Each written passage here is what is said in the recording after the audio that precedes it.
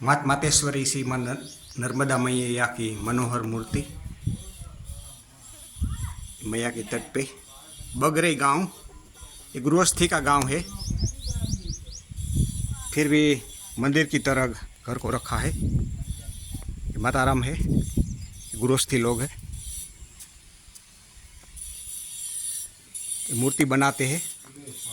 मूर्ति बनाने का है बगरे गांव, जिला जबलपुर। वीडियो वीडियो बन रहा है। वीडियो पीछे जाओ बाबा जी, हाँ पीछे भी मूर्ति बना रहा, बोला रखा इधर से जाओ, इधर से जाओ, पीछे मूर्ति बना रहा, उसे की बनाओ।